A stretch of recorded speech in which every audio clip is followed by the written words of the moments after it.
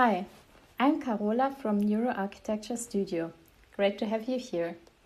Today we're talking about how buildings, light, sound, temperature, and air quality shape our well-being, especially for autistic and neurodivergent people. My guest is Luca Zaniboni, researcher at the Technical University of Denmark, working on indoor environmental design, multisensory comfort, and neurodiversity. Luca, it's great to have you here. What originally drew you to researching indoor environments for autistic and neurodivergent people? First, I am very glad to be here, so thank you for inviting me. I'm always glad to talk about this topic, which is really important and also passionates me a lot. So let's say that I started with this topic about 6 years ago, 6 years, when I was involved on a first project about the design of housing environments to help the autonomy and the safety of autistic people. And originally I liked a lot the idea of working with something that links a lot with the psychology, the overall well-being of people. I am an energy engineer originally, so I was also missing a bit the link with the human side. But during the project, I found out that something was missing in how we design the built environment today, and it's because some people experience some sensory inclusion issues. Somehow I was also sympathetic with this thing because myself sometimes I find myself to be quite sensitive to some aspects of the indoor environment, like noises, for instance. So I understand how it should be to be really overwhelmed by all the aspects, let's say. And that's how I started, that I decided to dig it more, to study more about that. That's very interesting.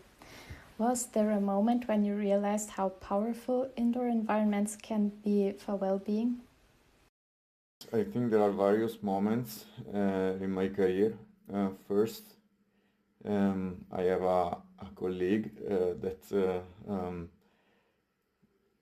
first, when I came during my PhD, first time I came to the TU, and I met many people that were super renowned about what they did in the past and currently about research on indoor environment. And they emphasize a lot that the indoor environment is our habitat, basically. So we don't think so much about it, but humans live like 90% of their time indoors. So if we think like animals, we think, for example, I don't know, the lion lives in the savannah, other animals lives in the jungle, but we, as animals, we live in buildings.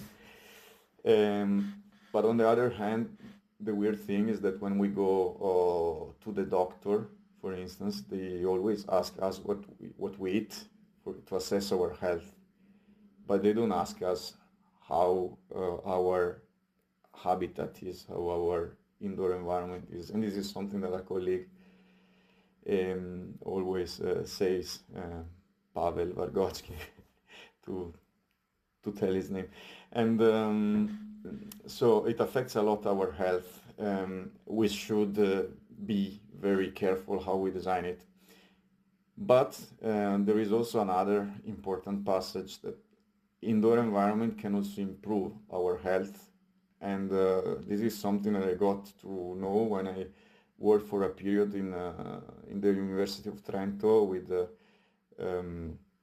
my former supervisor, Rossano Albatici, who adapted the salatogenesis salutogenesis theory to buildings. Basically, salutogenesis says that if we experience some types of stress or stimulations, we may improve our health, our immune system, for instance. And we are now working on that also, but that's really impressive to think that the indoor environment can also make us stronger somehow. That's very exciting.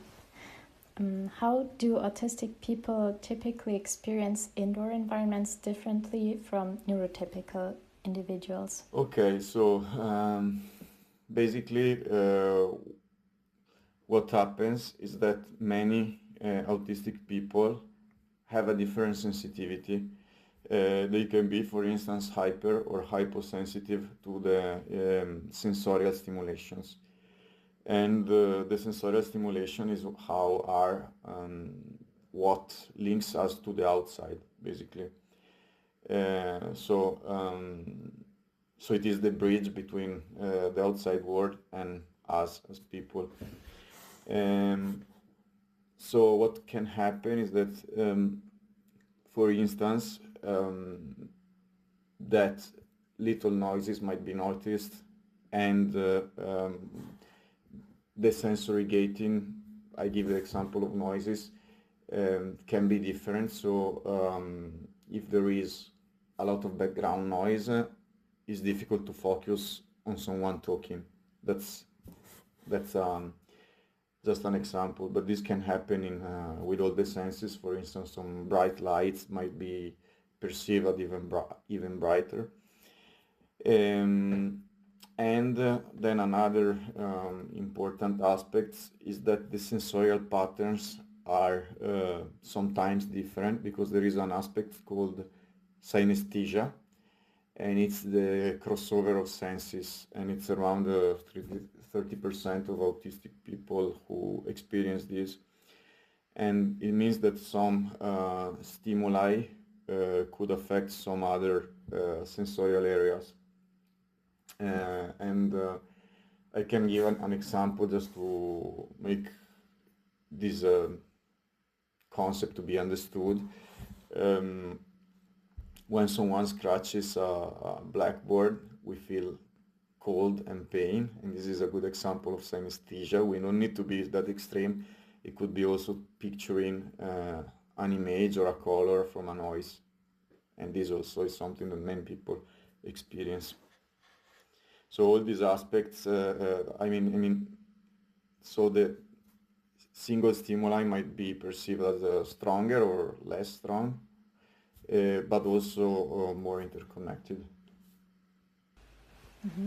That's exciting, because it shows that perception is very individual, which makes design much more complex, of course. Which sensory stressors are most often overlooked in everyday buildings?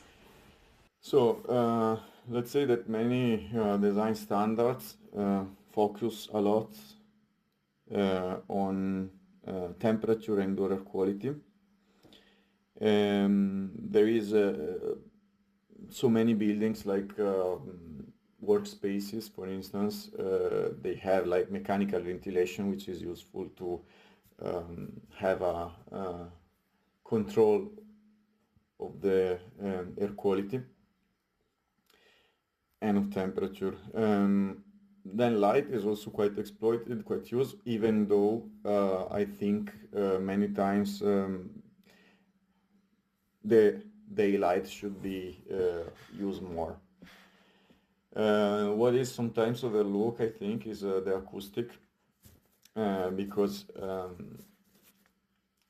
many working environment, many public spaces are full of noises. That's pretty clear. And also another aspect is the multi-domain aspect. So we tend to focus on single comparts seen separately, while this happens in every single person in the world. We feel good if all the parameters are good, basically, and we should not see each domain separate from the other. So you would suggest that the domains, it is important to study them together rather than separately. And also to maybe focus on some more potentials, but this is a good research area, for instance, a new research area like the potentials of sensory variations instead of having constant conditions indoors. In your living lab studies, what findings surprised you the most? Okay, so basically what surprised me really a lot, it was the strong multi-domain effect that I noticed. Basically, I had autistic and non-autistic participants in three different rooms at three different temperatures, and with or without a view out, which so 6 conditions for every person. What I noticed is that the autistic participants were feeling more uncomfortable at warm and cold conditions when there was no view.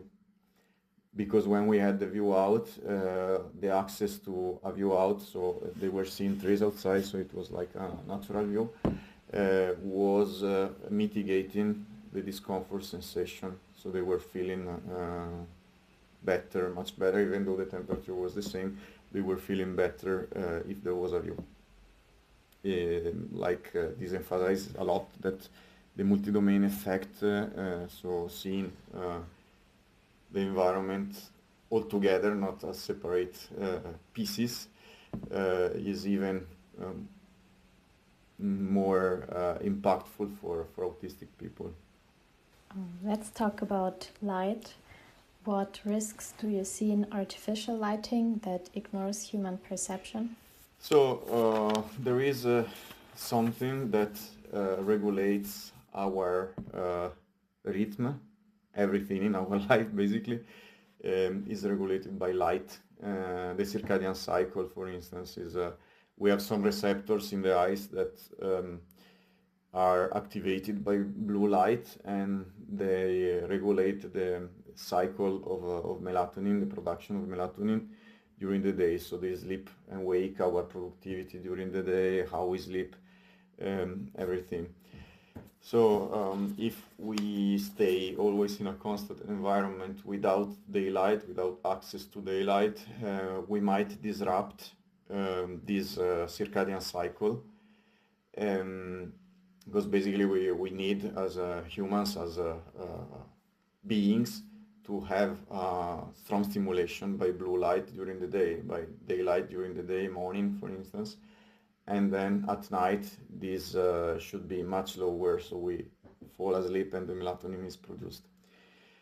This can give many problems, starting from sleep problems, anxiety, then is connected to metabolism, and is in long term might be connected even to more serious conditions. Also the variability I was saying before can be is important to be developed, because the lack of variability can be a source of stress itself, like a source of boredom. That's interesting, because it's much more than just an architectural problem. It's also medical, and yeah, it's simply affecting different levels. Yes. What are the biggest design mistakes you see, for example, in offices or schools today? I'm not sure if I would call them mistakes, but I think that we need to have a switch of mind somehow, because it's linked to what I was saying before, that everything is kind of constant, neutral and non-controllable. So many times there is not so much contact with the outside, so we are indoors and we just stay indoors without any, totally linked by the natural world sometimes. From my studies with autistic people, I noticed that people, especially in their case, but I think this applies to everyone, we are all different, so we all have different needs. and we should be able to control the environment more. So our own condition where we are sitting or in the room we are staying, I think buildings should be optimized to be easier to be controlled and adaptable to our needs. So if you had to give 3 practical recommendations for more inclusive indoor environments, what would that be? First, that all the 4 domains should be considered, so thermal, visual, indoor air quality, and acoustic, all together. Then I would say second, to ensure a lot of use of daylight if possible, because it's not always so possible, which would give variability to what we experience every day, both I mean mainly visual, but if we have windows we could also open the window and experience some thermal variability. And of course, if we are not in a too crowded way area, also acoustic variability, sound variability is important. And then the third advice would be to ensure more personalization. This is still something that is being studied, but there are some systems, personalized environmental control systems, they're called PECs, that allow us to adapt our local part of the environment to our needs. And we don't need to think about something very strange, because also a desk lamp can be considered, or some headphones can be considered something like that. So a personalization of the environment is important, in my opinion. Now let's have a look into the future. How do you see neuro-inclusive design evolving in the next 10 years? Yeah, this is a difficult question. First, I am happy to see that this is a growing topic. When I started with this, there were very few people that were studying this, that were working on this.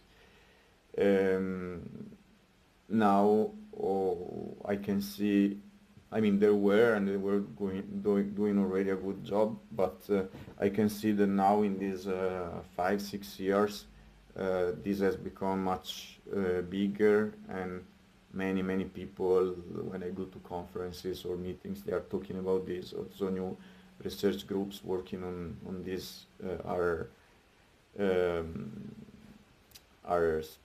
beginning. So what I expect is that there will be more standards and more recommendations on how to build, to design buildings in a neuro-inclusive way.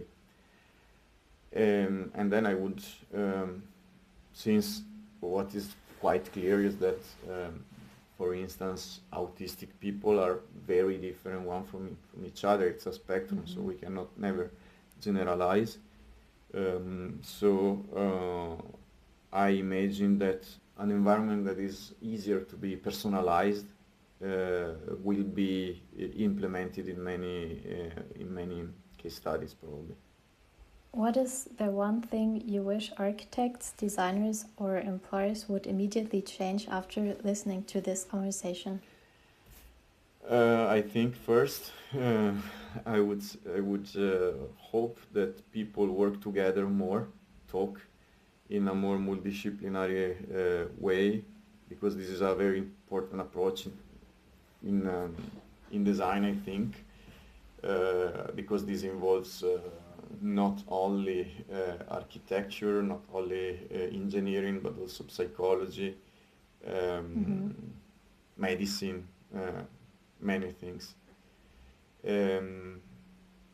Also, what I really would like is that they talk more with the people themselves, so a bottom-up approach in the design and a multi-level design. I mean, I think people should be involved more. Many times there are like recommendations, for instance, on how to design in a neuro-inclusive way, but based on the opinion of some experts, but without having asked directly to the people who will be the occupants, so to neurodivergent people themselves, how they experience the place, which is, I think, something that it's fundamental to do. Yes, I agree. Thank you so much, Luca, for sharing your insights, and thanks to everyone listening. If you enjoyed this episode, feel free to share it and continue the conversation.